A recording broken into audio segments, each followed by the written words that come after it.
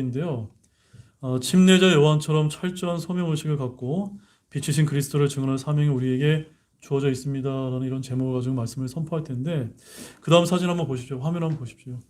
어떻습니까? 교회가 멋있습니까? 네, 이 교회가 미국의 인디애나 주에 있는 해몬드 제일 침례교회입니다. 성도 수는 한 7만 2천 명 가까이 되고 주일학교만 한 10,000명 정도 참여한다라고 들었습니다. 그래서 매년 침례 받는 분과 구원 받는 자들이 한 수만 명에 이를 정도로 대단히 아주 미국에서 아주 손에 꼽히는 아주 대형 교회, 큰 교회라고 알고 있고, 우리나라에서 장로교나 내노라는 목사님들이 다 미국에 가면 탐방하는 교회가 있거든요. 이 교회를 꼭 탐방하는 교회입니다. 제가 이제 최근에 알게 됐는데, 인터넷 보게 되면 뭐 만납교회 김병삼 목사도 여기 다녀오셨더라고요. 보셨습니까? 김병삼 잘 모르시나요?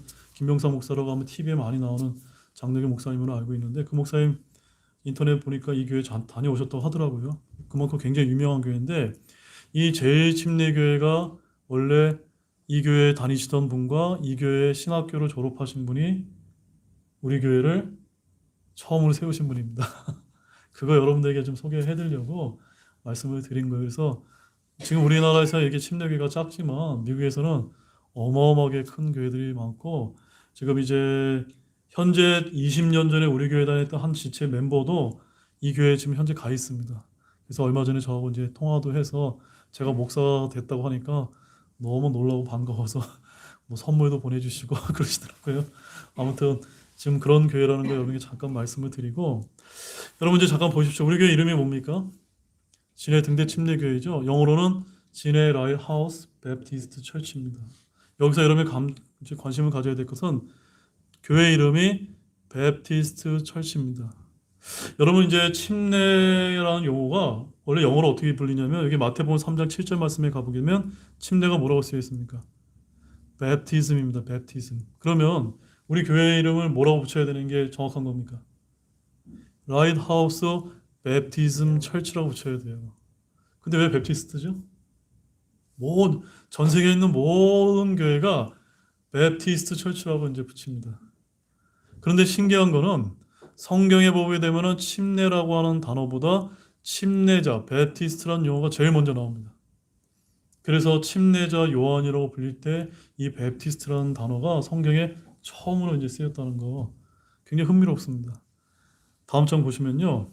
여러분 이제 우리 교회는 신약교회라고 합니다. 뉴 테스타먼트 철치라고 하는데, 이 신약교회라는 거는 예수님께서 사도 바울을 통해서 신약교회가 해야 될 이런 교회의 모습을 성경에 기록을 해놓는데, 그 신약 성경에 있는 말씀을 있는 그대로 계승하고 있는 교회가 지금 저희 같은 침례교회입니다. 아시겠죠? 교회 역사상. 그런데 개신교회는 왜 개신교회일까요, 여러분? 개신교회는요, 구교인 천주교에서 개혁을 해서 나와서 개신교회가 된 겁니다. 그래서 구교 신교에서 지금 막 WCC에서 서로 손잡고 하잖아요. 그게 왜 그렇습니까? 우리 개신교가 어디서 나왔기 때문에? 구교에서 나왔지 않습니까? 마틴 루터가 원래 천주교 사제였잖아요. 그래서 마틴 루터를 통해서 또 칼뱅을 통해서 조한 웨슬레를 통해서 장로교회 이제 감리교회가 시작됐는데, 장로교회는 영어로 뭐라고 부르냐면 프레스비테리언 철치라고 합니다. 저희 아버님도 이제 장로교 목사님이시죠. 근데 감리교회는 메소디스트 철치라고 합니다. 메소디스트 철치. 제가 질문 드릴게요. 침례교회는 성경에 있는 용어가 맞습니까? 맞죠? 장로교회는 감리교회는요? 성경이 없습니다. 성경이 없다는 겁니다. 그래서 여러분들이 침례교회에 대해서 자부심 가져서 좋습니다. 사람 수 많고 적고 이런 거 떠나서 우리 침례교회는 예수님이 말씀하신 신약교회이고, 우리는 성경에 나와 있는 교회를 하고 있는 교회다. 이거 성경이 증명하는 겁니다. 자, 그러면 오늘 그러면 다 같이 일어나셔서 요한복음 1장 6절에서 13절까지의 말씀을 보시겠습니다. 교독해서 제가 6절을 먼저 읽겠습니다. 하나님께서 보내신 사람이 있었는데 그의 이름은 요한이더라.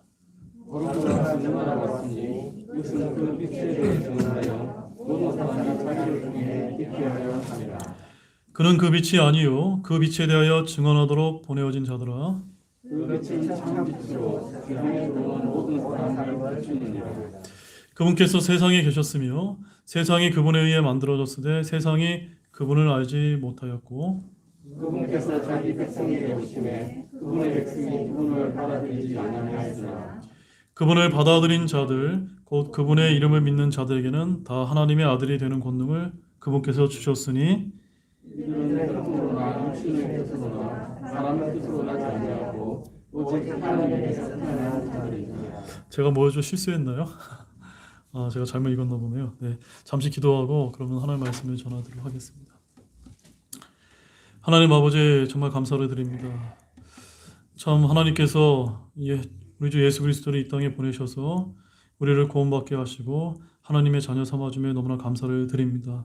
또한 예수님께서 친히 말씀하시고 사도 바울을 통해서 말씀하신 이 신약교회를 이 진해 땅에 하나님께서 세우사 진해 등대 침례교회로 함께 모이게 하심을 너무나 감사를 드립니다. 참으로 어두운 밤바다를 안전하게 항해할 수 있도록 하는 그런 등대의 역할처럼 우리에게 모든 성도님들이 예수 그리스도의 그 참빛을 세상에 비출 수 있는 주님의 빛의 자녀들이 될 수 있도록 주님께서 도와주시기를 원합니다.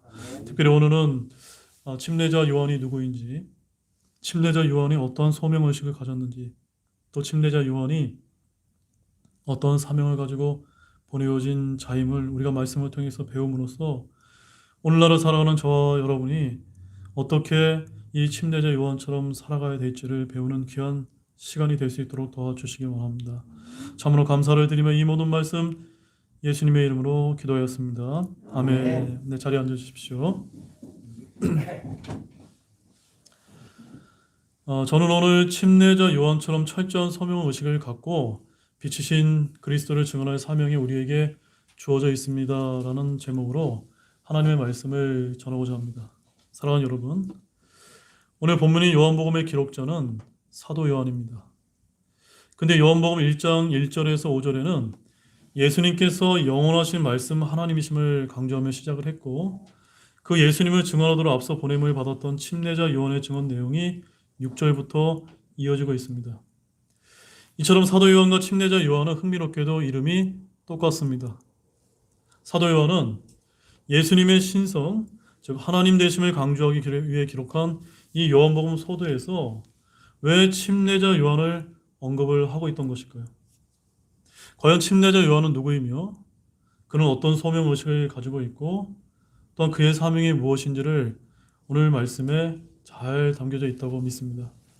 먼저 오늘은 특별히 침례자 요한에 대해서 살펴보는 말씀이기 때문에 이 침례자, 영어로는 베프티스트라고 하는 이 용어가 갖는 성경적인 중요한 의미를 먼저 보고 넘어가도록 하겠습니다.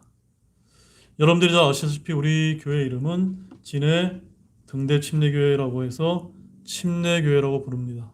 즉 영어로는 베프티스트 철치입니다. 비록 성경에는 침례교회라고 하는 교회 이름은 나오지 않지만 침례와 교회는 분명히 성경에 언급되는 성경 용어임을 아시기 바랍니다.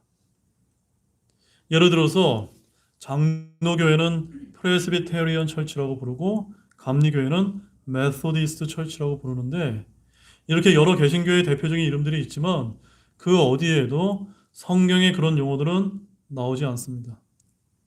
그러나 기독교의 순수한 신약교회인 뉴 테스타먼트 철치를 계승하는 침례교회는 성경의 엄연히 그 근거를 분명히 하고 있다는 점입니다. 더 엄연히 말해서 우리 같은 침례교회는 용어로만 보면은 침례자 교회라고 부르는 것이 더 정확할 것입니다. 맞습니까? 그래서 침례받은 성도들로 불러내어 모인 교회라고 하는 그런 뜻을 가지고 있습니다. 바로 이 침례교회가 예수님께서 이 반석 위에 내가 내 교회를 세우리니라고 마태복음 16장 18절에서 선언하신 그 신약교회를 계승하는 교회라고 저와 여러분은 그렇게 믿고 있습니다. 근데 성경을 검색해 보면 침례, 즉 베프티즘이라고 하는 단어보다는 침례자, 베프티스트라는 용어가 제일 먼저 검색이 되는 것이 너무나 흥미롭습니다. 마태복음 3장 1절에 이런 말씀이 있습니다. 그 무렵에 침례자 요한이 와서 유대 광야에서 선포하여라고 해서 침례자 요한의 이름이 John the Baptist라고 해서 베프티스트가 먼저 언급이 되고 있고 7절에 가보게 되면 그러나 바리새인들과 사두개인들 중에 많은 자들이 자기에게 침례를 받으러 오는 것을 그가 보고라고 해서 여기에 이제 침례, 즉 베프티즘이라는 단어가 이어서 이제 언급이 되고 있습니다. 이렇게 침례라는 용어는 신약에만 언급이 되는데 사실 침례보다는 침례자라는 용어가 더 먼저 성경에 언급되고 있다는 것을 우리는 주목해서 보야만 됩니다. 우리가 보통 개신교에서 세례요한이라고 이렇게 부르는데요. 이것은 성경에 맞지 않습니다. 또한 우리가 침례 요한이라고 부르는 것도 사실은 그렇게 적절한 표현이 아니고 뭐라고 불러야만 정확한 표현입니까? 침례자 요한, John the Baptist라고 이렇게 불러야 더 정확한 표현이라는 겁니다. 바로 그것을 반영해서 우리말 흠정역 성경에는 그렇게 정확하게 표현을 하고 있는 것입니다. 즉 제가 여러분 모두에게 정말로 강조하고 싶은 것은 이처럼 침례자, 베프티스트라고 하는 이 용어는요. 성경에 엄연히 사용되는 성경 용어이고 여러분이 대단히 자부심을 가질 만한 이름이라는 점입니다. 아멘이세요? 네, 자부심 가지시기 바랍니다. 우리나라와 달리 전 세계는 물론 기독교를 대표하는 미국의 경우 장로교나 감리교는 소수이고 침례교가 다수를 차지하고 있습니다. 우리나라의 경우 침례교회라고 하면 이상한 단체도 많고 소수 교파라서 생소하게 들릴지 모르지만 특히 우리 교회 같은 성경의 근본주의를 추구하는 독립침례교의 경우 미국의 상당수의 많은 교회들이 존재하고 있고 가까운 필리핀만 해도 제가 듣기로는 한 5천에서 한 6천 교회 정도가 독립침례교회가 있는 것으로 그렇게 친히 제가 들은 바 있습니다. 20여 년 전에 우리 교회를 개척한 그 분도 미국의 한 대형 교회인 인디애나주의 해몬드시에 있는 제일 침례교회와 그 교회에 소속된 하이스 앤더슨 신학교로 나오신 가정이 시작한 교회가 바로 우리 교회입니다. 그 교회는요, 매년 수만 명의 구령자와 침례자가 있다고 이렇게 알려지고 있고 수년 동안 세계 제일의 주일학교에서 영어로는 World's Largest Sunday School이라고 해서 한 10,000명 정도의 이런 주일학교를 운영한다라고 제가 20년 전에 그렇게 들은 바가 있습니다. 또한 성도 수만 약 한 7만 2천 명에 이르는 미국의 대표적인 독립 침례교회 중에 하나로 그렇게 알려져 있습니다.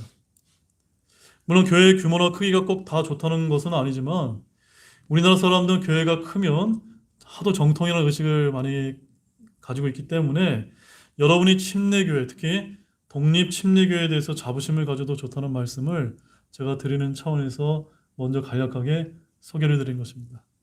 아무튼 요한복음 1장을 주제로 설교를 하면서 왜 이렇게 침례교회를 제가 강조를 드리냐면 오늘 다루는 요한복음 1장 6절에 등장하는 요한이 사도 요한이 아니라 누굽니까? 침례자 요한이기 때문입니다.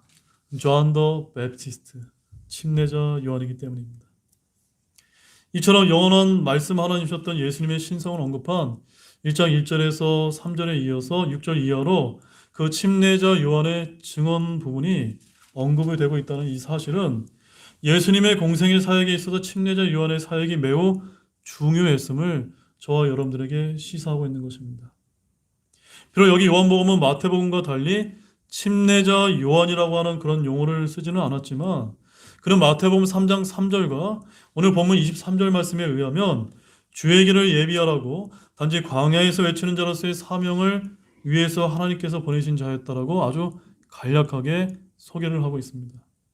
자, 그럼 오늘 제가 서두가 좀 길었지만 침례자, 이 베프티스트라는 이름을 가졌던 그 요한의 증언에 관한 본문 말씀을 통해서 그가 어떠한 소명의식을 가졌고 또 그의 사명이 무엇인지를 살펴보면서 오늘날을 살아가는 저와 여러분 역시도 침례 성도로서 우리가 무엇을 본받아야 할지를 살펴보고자 합니다. 자, 첫 번째, 침례자 요한은 하나님께서 보내신 사람으로서 철저한 소명의식을 갖고 있었습니다. 본문 6절 말씀 한번 보십시오. 같이 읽겠습니다. 하나님께서 보내신 사람이 있었는데 그의 이름은 요한이더라. 이 말씀은 침례자 요한에 대한 아주 간단한 언급입니다. 그런데 그는 하나님께서 보내신 사람이었다는 점입니다. 이것은 구약의 모든 대언자들도 공통적으로 지녔던 점이었는데 그들 모두가 하나님의 부르심을 받고 그분의 명령에 따라 사역에 임했습니다. 여기서 보내신이라고 하는 이런 의미는요, 임무의 위임을 강조한 의미로서 특별한 사명이 주어져 있다는 것을 표현한 그런 뜻입니다. 그래서 이사야서 40장 3절 말씀을 가보게 되면 거기에 이렇게 말씀하십니다. 광야에서 외치는 자의 소리가 있어 이르기를 너희는 주의 길을 예비하라. 사막에서 우리 하나님을 위해 큰 길을 곧게 만들라라고 이렇게 대언자 이사를 통해서 대언을 해놓으신 바가 있고, 이제 본문 23절 말씀 한번 보십시오. 거기 어떻게 기록되어 있습니까? 함께 읽겠습니다.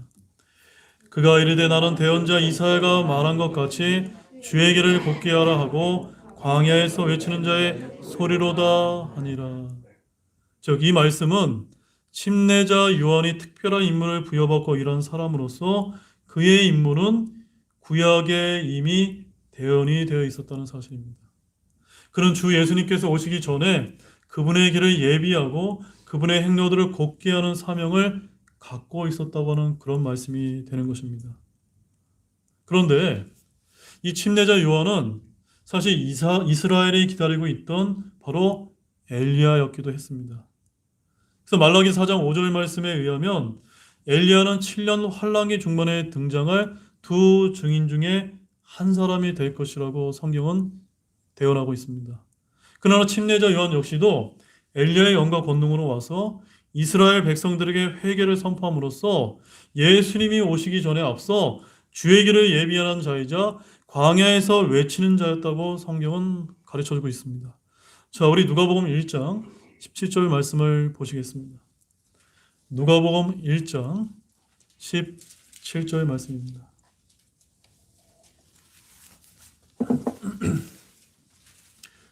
제가 오늘부터는 꼭 필요한 말씀만 같이 찾도록 하니까요. 여러분들이 그렇게 좀 참고하시면 되겠습니다.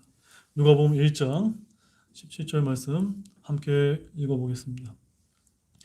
그가 또 엘리야의 영과 권능으로 그분보다 앞서가서 아버지들의 마음을 자녀들에게 돌아오게 하고 불순종하는 자를 의인의 지혜로 돌아오게 하며 주를 위하여 예비된 한 백성을 준비하리라 하니라. 여기 그는 누굽니까? 바로 침례자 요한을 뜻하는데 그 침례자 요한이 바로 엘리야의 영과 권능으로 와서 예수님보다 앞서서 예수님을 위해서 예비하였던 그런 자라는 것이었습니다. 근데 우리가 여기서 잊지 않아야 될 사실은 사실 이 침례자 요한 자신이 바로 이와 같은 사실을 자각하고 있었다는 점입니다. 하나님의 부르심에 대한 이런 자각을 다른 말로 우리는 뭐라고 부르냐면 소명의식이라고 부릅니다. 뭐라고 부른다고요? 소명의식입니다. 이 소명의식은 침례자 요한뿐만이 아니라 구약의 다른 대언자들과 마찬가지로 침례 요한도 이 소명의식에 철저한 자였습니다. 아시다시피 소명의식이란 무엇을 뜻하냐면 어떤 부여된 명령을 꼭 수행해야 한다는 책임의식을 표현하는 말입니다. 이런 소명의식은 자기에게로 나온 유대의 종교 지도자들에 대해서 이 침례자 요한이 취한 두 가지 태도에서 아주 분명하게 발견이 되고 있는데 우리 그 두 가지만 한번 살펴보겠습니다. 먼저 첫 번째로 그의 소명을 알 수 있는 첫 번째 사실은 이 침례자 요한이 자기 자신이 그리스도가 아니라고 아주 분명하게 밝혔다는 점에서 알 수가 있습니다. 자, 본문 19절과 20절 말씀 한번 보십시오. 함께 읽겠습니다. 유대인들이 예루살렘에서 제사장들과 레위 사람을 그들에게 보내어 내가 누구냐고 하고 물을 때 그의 증언이 이러하니라. 그가 시인하고 부인하지 아니하며 시인하여 나는 그리스도가 아니라 하매. 여러분 이 말씀을 읽으면서 이해가 되셨습니까? 지금 유대 종교 지도자들이 제사장들과 레위 사람을 누구에게 보냈습니까? 지금 광야에서 침례를 베푸면서 회개를 촉구했던 이 침례자 요한에게 보내서 내가 누구냐라고 이렇게 물었던 것입니다. 그랬더니 침례자 요한이 뭐라고 답변했습니까? 나는 그리스도가 아닙니다. 나는 그리스도가 아니에요라고 이렇게 답변했다는 점입니다. 침례자 요한이 유대 광야에서 회개를 촉구하던 당시의 이스라엘 백성들은 로마의 식민지 통치에서 너무나 괴로운 삶을 살고 있을 때 자기 민족을 구원해 줄 메시아, 즉 그리스도를 우리 유대인들이 너무나 목말라 하고 있었습니다. 그래서 수많은 유대인들은 바로 이 침례자 요한의 사역 때문에 그를 누구라고 오해했던 것입니까? 그리스도일지도 모른다라고 이렇게 오해했었다라고 성경이 우리에게 알려주고 있는데, 그 말씀은 누가복음 3장 15절에서 말씀하는데 제가 말씀을 드릴게요. 백성이 기대하고 있었으므로 모든 사람이 마음속으로 요한에 대해 그가 그리스도인지 아닌지 곰곰이 생각하며. 이해가 되셨습니까? 정말로 저와 여러분 같은 경우라도 만약에 그런 사람이 있었다면, 야, 저 사람이 진짜 그리스도인가 아닌가, 이렇게 굉장히 곰곰이 생각을 했었다는 점입니다. 이처럼 침례자 요한이 자기 자신을 그리스도라고 만약에 주장했더라면 그 당시 상당수의 유대인들이 그를 따랐을지도 모른다는 점입니다. 그런데 여러분, 그 예수님은 누구의 아들이었습니까? 아주 보잘것없었던 목수의 아들이었던 예수님과 달리 이 침례자 요한은 누구의 아들인지 아십니까? 그는 제사장의 아들이었습니다. 그래서 바로 유대 종교 지도자들부터 배척을 받지 않을 만큼 아주 좋은 출신 배경을 갖고 있었던 것입니다. 아마도 침례 요한은 이러한 상황을 잘 파악하고 있었던 것으로 보입니다. 그러나 그럼에도 불구하고 그는 결코 사람들을 유혹하거나 속이거나 자기 분량을 넘어서지 않았던 사람이란 점입니다. 자, 우리 고린도 후서 10장 13절에서 14절 말씀을 한번 보시겠습니다. 고린도 후서 10장 13절에서 14절 말씀입니다.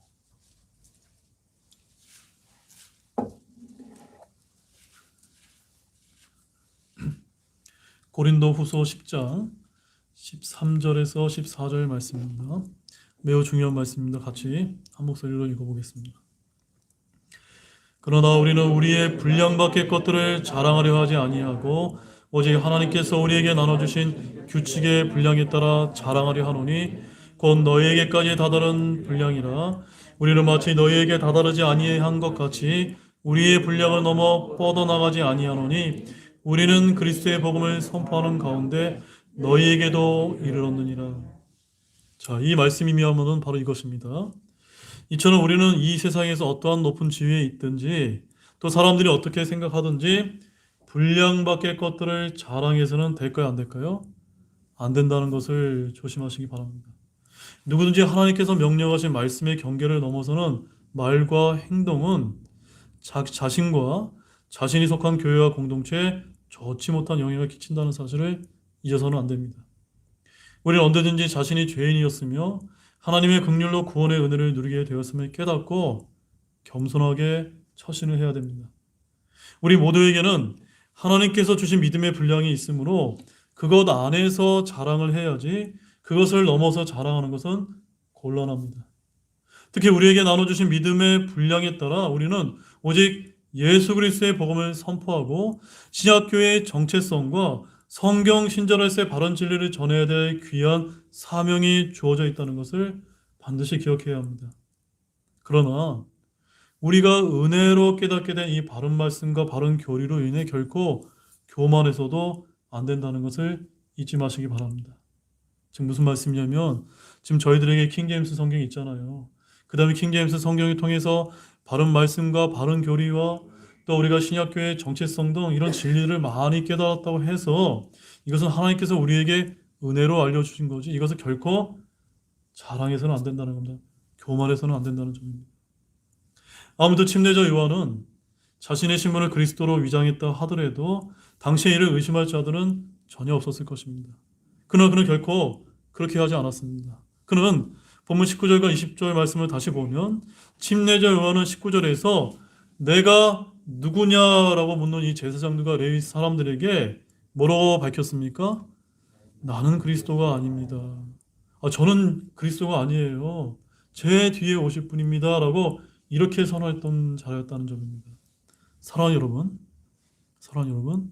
여러분 이것이 매우 당연한 것처럼 보이지만 사실 반드시 그렇지 않다는 것을 아시기 바랍니다.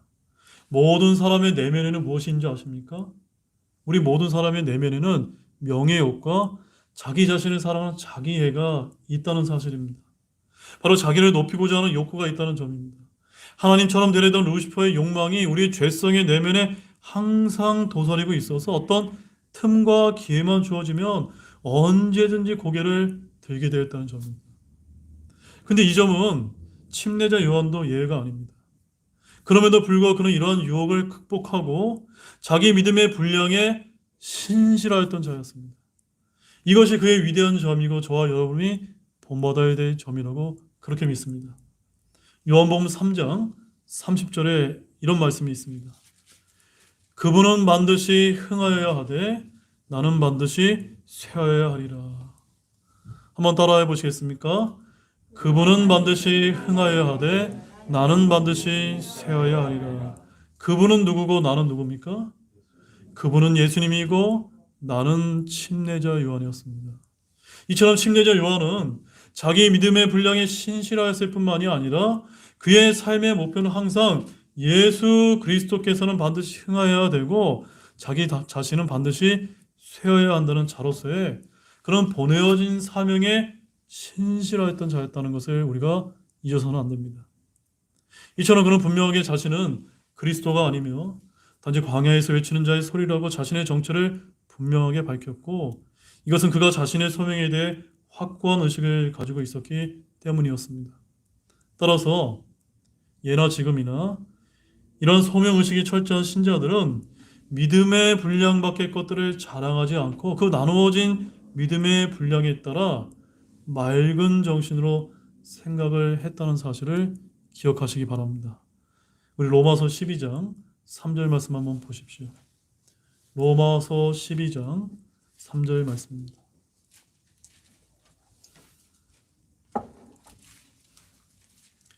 로마서 12장 3절 말씀.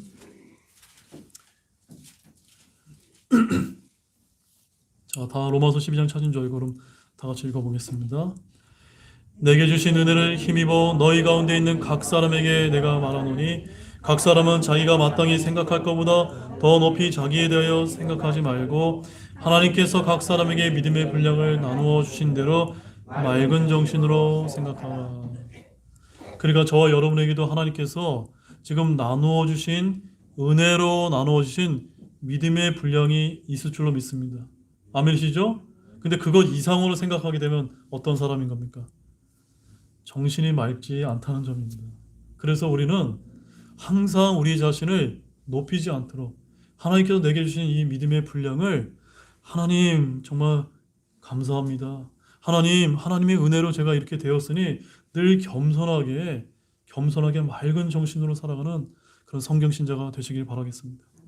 자, 그 다음으로 그의 소명의식을 알 수 있는 두 번째 사실은 바로 이 침례자 요한이 유대 종교 지도자들의 위선을 있는 그대로 지적하고 책망했다는 점에서 우리가 볼 수가 있습니다.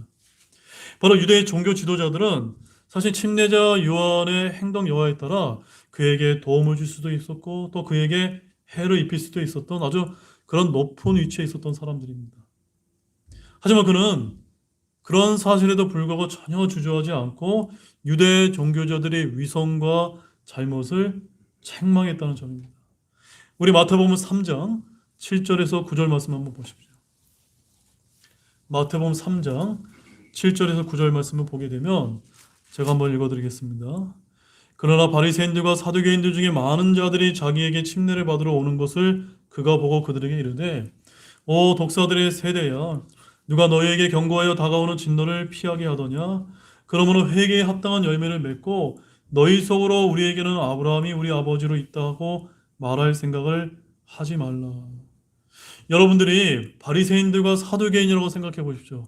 이 침례위원의 이런 책망이 어떻게 들릴까요? 굉장히 속이 상하고 굉장히 기분이 나빴을 것입니다.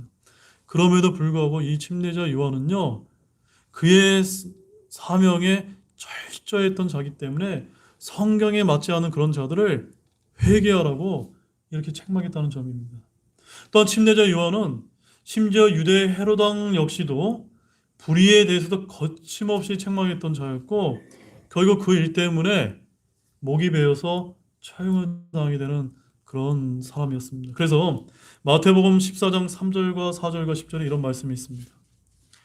헤롯이 자기 동생 빌립의 아내 헤로디아로 인해 요한을 붙잡아 그를 결박하여 감옥에 가두었으니 이는 요한이 그에게 이르되 당신이 그녀를 취하는 것은 율법에 어긋난다 하였기 때문이라. 그 다음에 10절 말씀에 사람을 보내어 감옥에서 요한의 목을 베게 하고는, 이렇게 자신의 목이 베일 정도로, 순교당할 정도로 정말로 하나님의 말씀만 온전하게 전했던 그 사람이 누구였습니까? 침례자 요한이었다라고 성경은 우리에게 알려주고 있습니다. 이처럼 소명의식에 철저한 신자들은 모든 불의와 죄에 대해 과감하게 지적하고 경고한다는 점입니다. 그들로 인해 자신에게 돌아 불이익을 전혀 염두에 두지 않는다는 점입니다. 어떠한 이들은요, 하나님보다는 사람들의 반응을 더 의식하고 사람들을 기쁘게 하고자 애쓰는 것이 우리들의 모습이 아닙니까? 그러나 소명의식의 철저한 신자들은 언제든지 하나님 편에 서고 하나님의 뜻을 최우선순위에 둔다는 점입니다. 즉 오늘날로 말하면 하나님의 말씀 편에 확고하게 선다는 사람입니다. 설령 이로 인하여 견디기 어려운 고난과 죽음에 이를 정도로 시험이 닥쳐도 굽히지 않고 자신의 사명을 다하려고 애씁니다. 사랑하는 여러분, 오늘날 교회에도 침례자 요한처럼 이렇게 소명의식의 철저한 영적 지도자와 그리스도인들이 요구됩니다. 특히 오늘날은 말씀의 배교가 판을 치고 불의와 불법이 흥합니다. 이럴 때일수록 담대하게 말하고 행동하는 영적 지도자, 또한 세상이나 불의와 타협하지 않는 그리스도인들이 더더욱 필요할 줄로 믿으시기 바랍니다. 그것이 바로 이 시대에 믿는 자들이 가져야 될 소명의식이라고 믿습니다. 그러므로 여러분 모두 이러한 소명의식을 분명하게 가지시기 바랍니다. 하나님은 분명한 목적을 가지고 우리를 부르셨습니다. 여러분은 그러한 부르심의 목적을 분명히 알아서 하나님의 뜻을 이루어드리고 인정받는 모든 분들이 되시기를 진실로 소망합니다. 자, 두 번째는 소명의식의 철저한 침례자 요한의 사명은 빛이신 그리스도를 증언하는 것이었습니다. 우리 본문 7절과 8절 말씀 한번 보십시오. 읽겠습니다. 바로 그가 증언하러 왔으니 이것은 그 빛에 대하여 증언하여 모든 사람이 자기를 통해 믿게 하려 함이라. 그는 그 빛이 아니요 그 빛에 대해 증언하도록 보내어진 자더라. 여기서 철저한 소명의식을 가졌던 침례자 요한의 사명에 관한 언급이 나오고 있습니다. 그 사명이 무엇입니까? 그 사명은 바로 빛이신 그리스도를 세상에 증언하여 사람들로 하여금 그분을 믿게 하는 것이었습니다. 이렇게 철저한 소명의식이 없었다면 사명도 없다 해도 과언이 아닙니다. 그는 빛이 아니라 그 빛에 대해 증언하러 온 자라는 사실을 특별히 강조하였음을 주목해야 합니다. 그는 어떤 경우에도 자기를 나타내지 않고 그리스도만을 세상에 나타내야만 했습니다. 그래서 설령 많은 사람들의 이목이 자기에게 집중된다 하더라도 그는 모든 시선을 빛이신 그리스도에게 향하도록 이끌어야만 했다는 점입니다. 여기서 우리는 그리스도인으로서 이 세상에서 무엇을 위해 애쓰고 어떻게 처신을 해야 되는지를 우리가 배우게 됩니다. 바로 우리가 성경 신자로서 최우선순위에 두고 애써야 될 중요한 사명은 무엇일까요? 바로 온 땅의 모든 사람에게 주 예수 그리스도를 증언하는 일입니다. 우리는 이 일을 위해서 구원받았을 때 택함받았다는 사실을 결코 잊지 마시기 바랍니다. 그래서 요한복음 15장 16절에 이렇게 예수님께서 말씀을 하고 계십니다. 너희가 나를 택하지 아니하고 내가 너희를 택하여 세웠나니. 누가 누구를 택했다고요? 우리 주님께서 바로 저와 여러분을 택하여 세우셨음을 여러분 믿으십니까? 이처럼 우리가 예수님을 선택한 것이 아니라 하나님이신 예수님께서 저와 여러분을 택하여 세우신 것입니다. 또한 주님께 택함받은 우리는 우리의 실제 삶 가운데서 이 일에 애씀으로써 온 세상에 가서 복음을 선포하시기 바랍니다. 마가복음 16장 15절에 이렇게 기록이 되어 있습니다. 그분께서 그들에게 이르시되 너희는 온 세상에 가서 모든 창조물에게 복음을 선포하라. 무엇을 선포하라고요? 복음을 선포해야 되는 것이 저와 여러분들이 해야 될 사명이라는 것입니다. 우리는 우리의 의지나 사람들의 반응과 주변 환경 등과 무관하게 복음을 전하는 이 일에 애써야 합니다. 우리에게 이 일을 맡기신 주님께서 그만두라고 말씀하지 않느나 이 일은 언제나 우리에게 있어 가장 중요하고 우선적인 사명이 됩니다. 이 이유 때문에 하나님께서는 우리를 하나님의 신비들을 맡은 청지기로 삼아주셨습니다. 그러므로 그 청지기에 합당하게 저와 여러분에게 무엇이 요구되는지 아십니까? 무엇이 요구될까요? 우리 고린도전서 4장 1절과 2절 말씀을 한번 보시겠습니다. 고린도전서 4장 1절 2절입니다.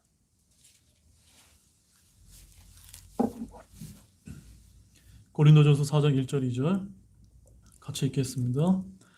사람이 마땅히 우리를 그리스도의 사역자요 하나님의 신비들을 만든 청지기로 여길지어다. 또한 청지기들의 요구되는 것은 신실한 사람으로 드러나는 것이라. 바로 저와 여러분들이 그리스도의 사역자 하나님의 신비를 맡으신 청지기임을 여러분 믿고 계십니까? 그러면 그 청지들에게 무엇이 요구됩니까? 신실함이 요구된다는 겁니다. 신실함. 여러분은 이러한 우리에게 맡겨진 이 사명에 여러분 신실하게 살고 계십니까? 이것은 모든 그리스도인의 의무입니다. 목사만의 일이 아닙니다. 예수님을 믿고 구원받아 하나님의 자녀들이라면 누구라도 신실하게 수행해야 될 일이 바로 복음을 선포하는 일입니다. 우리 각 사람은 부단히 자기 자신을 살펴서 우리 모두가 예수 그리스도의 증인이 되는 특별한 사명을 감당해야 될 줄로 압니다. 때를 얻든지 못 얻든지 항상 복음의 말씀을 최선을 다해서 선포하시기 바랍니다. 다시 본문 2절과 3절 말씀을 보시면 이 침례자 요한은 무엇을 선포하고 증언하려 했던 것일까요? 무엇입니까? 네, 맞습니다. 바로 빛이신 예수 그리스도를 증언하여 모든 사람이 믿게 하려는 그 사명에 신실하게 감당하였다는 점입니다. 바로 침례자 요한처럼 우리 역시도 그 빛이 아니요 그 빛이신 주 예수 그리스도에 대해 증언하도록 택함 받은 자임을 항상 잊지 마시기 바랍니다. 본문 9절 말씀 한번 보십시오. 거기 뭐라고 기록되어 있습니까? 그 빛은 참빛으로 세상에 들어오는 모든 사람을 비추느니라. 그 빛이 뭐라고요? 참빛입니다. 그 참빛인 예수님 외에는 다른 빛은 다 거짓이라는 것입니다. 그래서 그냥 빛이 아니라 참빛으로서 그리스도께로부터 비추는 영적인 빛입니다. 이 빛을 받은 사람은 무엇이 옳고 무엇이 그런지 구별할 줄 아는 분별력을 갖게 됩니다. 어둠에 쌓여있던 세상에 예수 그리스도로 말미암아 이 참빛이 들어왔고 그 참빛이 모든 사람에게 비춰졌습니다. 그러나 앞서 5절에서 우리가 보는 바와 같이 모든 사람이 이 참빛으로 나오지 않는다는 것을 우리가 또한 알 필요가 있습니다. 5절에 뭐라고 기록되어 있습니까? 그 빛이 어둠 속에 비추되 어둠이 그것을 깨닫지 못하더라. 이게 무슨 뜻입니까? 지금 저와 여러분이 빛의 자녀로서 그 예수님의 참빛을 온 세상에 가서 그 빛이신 그리스도를 비춰야 되거든요. 그런데 세상 사람은 어떻다고요? 아직도 어둠 가운데서 깨닫지 못하고 있기 때문에 우리가 그들에게 가서 비춰줘야 된다는 것입니다. 자, 이제 마지막 세 번째로, 그렇다면 이제 우리의 사명은 무엇일까요? 그것은 그 빛이신 예수님의 이름을 믿기만 하면 다 하나님의 아들이 되는 영광스러운 복음을 전하는 것입니다. 우리는 지금까지 소명의식의 철저한 침례 요한이 어둠 속에서 깨닫지 못한 세상 사람들에게 참 빛이신 그리스도를 증언하도록 보내어진 대언자임을 보았습니다. 그러면 침례 요한이 증언하려는 그 참 빛이신 그리스도의 무엇에 대하여 우리는 증언해야 될까요? 무엇을 증언해야 될까요? 본문 12절 말씀 보십시오. 함께 읽겠습니다. 그분을 받아들인 자들 곧 그분의 이름을 믿는 자들에게는 다 하나님의 아들이 되는 권능을 그분께서 주셨으니. 아멘이세요? 예수님을 받아들인 자들 곧 그분의 이름을 믿는 자들이 얻게 되는 영광스러운 권능이 여기서 언급되고 있습니다.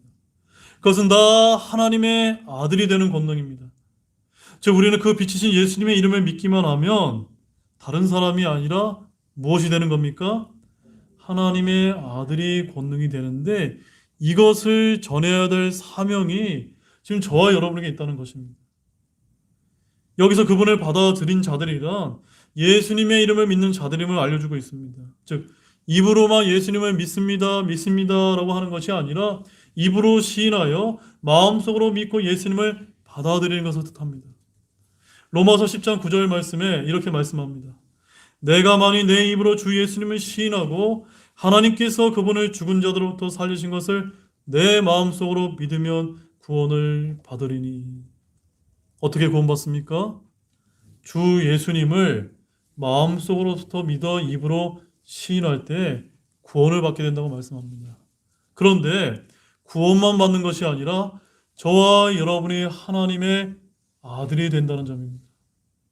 여기에는 유대인과 이방인, 남녀노소, 부자와 가난한 자, 건강한 자와 건강하지 못한 자, 지식이 있는 자와 지식이 없는 자 등 모두가 구별 없이 예수님의 이름을 믿는 자들, 즉 예수님을 자신의 개인적인 구원자로 받아들인 자들에게는 다 한 명도 예외 없이 하나님의 아들이 되는 권능이 차별 없이 주어짐을 약속하고 계십니다. 여러분, 이보다 더 기쁜 소식이요, 이보다 더 영광스러운 소식이 세상 어디에 있습니까? 오늘날 우리들이 살고 있는 세상은 너무도 불의하지 않습니까? 오늘날 정치 지도자들은 차별 없는 세상, 공정한 나라를 국민들 앞에 다짐하지만 그것들은 지켜지지 않는 것이 지금 이 세상이 아닙니까?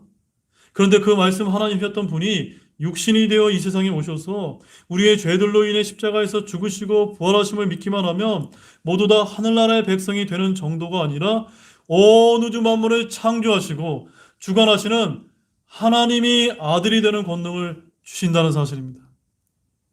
사람들이 이것을 잘 믿지 못하는 이유는 이것이 감히 상상이 되지 않기 때문에 그럴지 모른다고 생각됩니다. 그러나 여기 모이신 여러분은 이러한 권능이 주어져 있다는 하나님의 약속을 지금 이 시간을 통해서 다시 한번 깊이 생각해 보시기 바랍니다.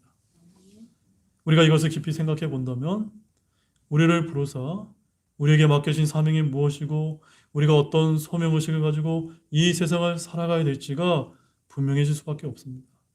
우리 본문 13절 말씀 보십시오. 함께 읽겠습니다. 이들은 혈통으로나 육신의 뜻으로나 사람의 뜻으로 나지 아니하고 오직 하나님에게서 태어난 자들이니라. 어디에게서 태어났다고요? 하나님에게서 태어난 자들이라는 겁니다. 예수님을 믿고 구원받은 저와 여러분이 너무나 특별한 신분임을 강조하는 말씀입니다. 우리가 다른 누구도 아닌 하나님에게서 태어난 자들이라는 점입니다. 이제 사도 요한은 우리가 하나님 앞에서 신분이 완전히 바뀌었음을 밝히고 있습니다. 즉 하나님의 아들, 즉 하나님의 자녀가 된 것입니다. 여러분이 이 진리를 알건 모르건 상관없이 예수님을 믿고 받아들였다면 이와 같은 사실이 결코 취소되지 않습니다. 이런 영광스러운 사실을 깨달아 알게 되셨다면 이제 저와 여러분의 사명은 무엇입니까? 그 빛이신 그리스도를 세상의 빛으로 증언하는 것이 아닐까요? 아멘입니까? 즉 본문 7절에서 침례자 요한의 그 참빛이신 그리스도를 증언하여 모든 사람이 믿게 하려고 했던 것처럼 또한 8절에 그 참빛인 그리스도에 대하여 증언하도록 보내어진 자들임을 기억해야만 되는 것이 아닐까요? 끝으로 이제 잘 기억하시기 바랍니다. 우리가 다 하나님의 아들이 되었고 하나님에게서 태어난 자들임을 저와 여러분들이 깨달아 알았다면 우리는 어떠한 삶을 살아야만 되는 걸까요? 우리가 종교적인 열심만 하면서 교회 열심히 나가고 봉사만 열심히 다 하면 될까요? 그뿐만이 아니라 믿음에 합당한 삶이 뒷받침되면 되지 않으면 안 된다는 사실 역시도 잊지 마시기 바랍니다. 하나님에게서 태어난 자녀답게 그리스도인으로서 살아가는 것 역시도 매우 매우 중요한데 바로 우리가 하나님의 아들로서 그 특별한 신분에 걸맞게 우리의 말과 우리의 생각과 우리의 행동 역시도 거룩하게 변화될 때 저와 여러분을 인하여 그 참빛인 그리스도를 온전하게 세상에 비추게 될 줄로 믿으시기 바랍니다. 그래서 에베소서 5장 8절과 9절 말씀 한번 찾아보시겠습니다. 마지막 말씀입니다. 에베소서 5장 8절과 9절입니다.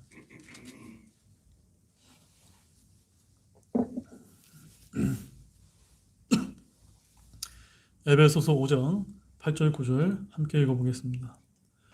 너희가 한때는 어둠이었으나 이제는 주 안에서 빛이니 빛의 자녀들로서 걸으라. 성령의 열매는 모든 선함과 의와 진리 안에 있느니라. 아멘. 우리가 어떤 자녀입니까? 빛의 자녀입니다. 빛의 자녀로서 걷는 게 뭘 뜻하는 걸까요?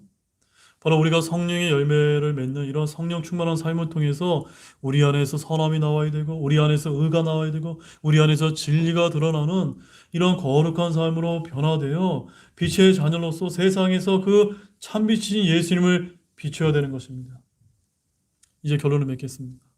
사랑하는 여러분, 오늘 우리는 침례자 요한이 온 목적, 더 정확히 말해서 하나님께서 침례 요한을 보내신 궁극적인 목적을 살펴보았습니다. 그는 자기를 나타내기 위해서가 아니라 이 세상에 빛으로 오신 그분, 곧 그리스도를 사람들에게 알리기 위해 보내심을 받은 전령이었습니다. 물론 증인으로서의 그의 사역은 길지 않았지만 그가 맡았던 사명은 오늘날 예수님을 믿고 구원받은 우리들에게로 계승이 되었고 앞으로도 계속해서 그렇게 될 것입니다. 참으로 침례자 요한은 소명의식의 철저한 자로서 자기의 사명을 깨닫고 자신은 쇠하여도 반드시 주 예수 그리스도만을 흥하시도록 죽기까지 신실하였다는 사실을 잊지 마시기 바랍니다. 따라서 오늘날 교회 모든 그리스도인 역시도 항상 하나님께서 우리 자신을 존재케 하신 이유와 택하신 목적을 잊지 마시고 침례자 요한처럼 철저한 소명의식을 가지시기 바랍니다. 그래야 참빛이신 그리스도를 이 세상에 전하고 드러내는 삶을 사는 모든 분들이 되시기를 우리 주 예수 그리스도의 이름으로 축원드립니다. 다 같이 일어나시겠습니다.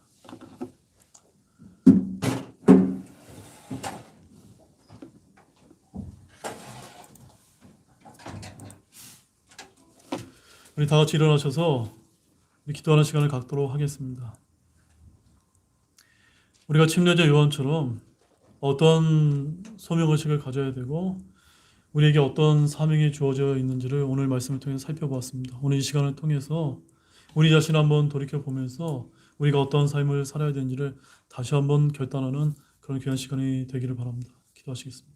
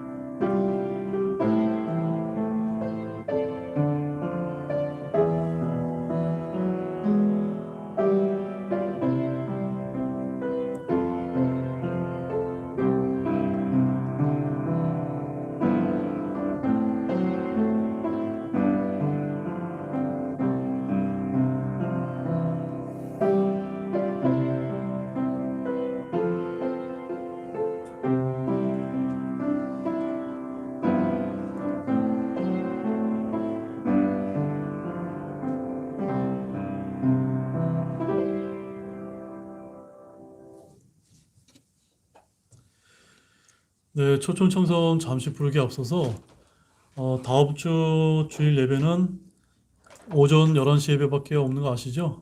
그래서 혹시 오후에 오시는 분이 없도록 부탁을 좀 드리겠습니다. 우리 초청 청성 빛의 사자들이여 199장을 힘차게 부르시겠습니다.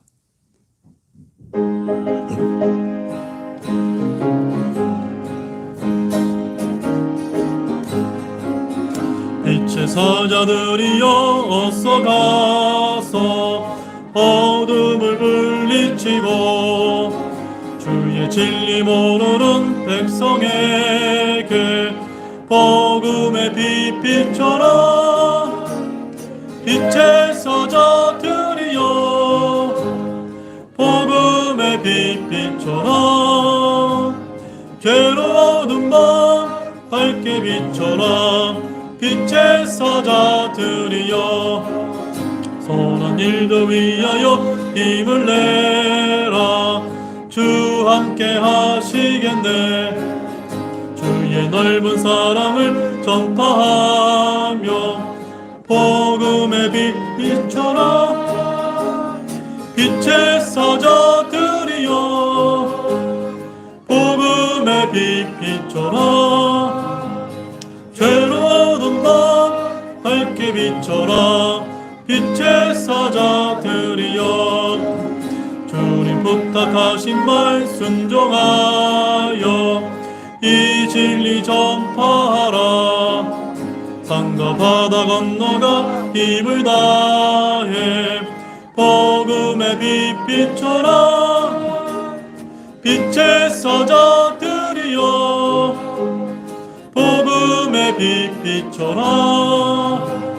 죄로운 밤 밝게 비춰라. 빛의 사자들이여 동서남북 어디나 땅끝까지 주님 말을 지하고 어두워서 못 보는 백성에게 복음의 빛 비춰라. 빛의 사자들이여 복음의 빛 비춰라. 죄로운 밤 밝게 비춰라. 빛의 사자들이여. 다음 주에 11시 예배만 있는 게 아니라 오전 10시 성경 공부도 있습니다. 우리 집사님께서 하시니까 특히 여기 이제 오후 예배 참석하신 분들은 신실한 분들이기 때문에 한 분도 빠짐없이 참여하셔서 우리 또 집사님께 힘을 더 북돋아 주시기 원하고, 다음 주에는 이제 주일학교도 하는데 지금 주일학교 교사인 우리 홍덕이 우리 형제님이 지금 해군에서 뭐 코로나 확진자가 한 30명 정도가 생겨서 지금 전 군이 지금 뭐 2주 동안 출석을 못하는 이런 상황이랍니다. 그래서 아마 다음 주에는 아마 제가 아마 하게 될 것 같은데, 우리 주일학교도 또 선물을 또 이렇게 준비를 할 테니까 또 주일학교 두신 우리 부모님도 꼭 다 학생들 데리고 참여하시기 바랍니다. 잠시 기도하시겠습니다. 하나님 아버지, 참 감사를 드립니다. 오늘 이렇게 참으로 저희들이 빛의 자녀들로서 빛이신 또 참빛이신 그 그리스도를 온 세상에 비춰야 될 그런 사명이 주어져 있다는 것을 깨닫게 해주시니 너무나 감사를 드립니다. 바로 이 침례자 요한처럼 철저한 소명의식을 가지고 진리와 타협하지 않고 불의와 타협하지 않고 오직 진리만을 전하면서 또한 겸손하게 맑은 생각을 가지고 분량밖의 것을 자랑하지 않으면서 정말 오직 온전하신 그리스도를 드러내는 우리 사랑하는 형제자매 모두가 될 수 있도록 도와주시길 원합니다. 특별히 우리가 다음 주일에는 우리가 이제 1, 2부로 통합을 해서 함께 예배를 드리며 주일 오전 성경 공부도 시작을 하고 주일학교도 재개할 텐데, 주님 그 모든 일 가운데 주님께서 축복해 주시고 복된 시간이 될 수 있도록 주님께서 은혜를 베풀어 주시기 원합니다. 한 주간의 삶도 주님께서 지켜 보살펴 주시기를 원하며 이 모든 말씀을 우리를 권하여 주신 예수님의 이름으로 기도하였습니다. 아멘.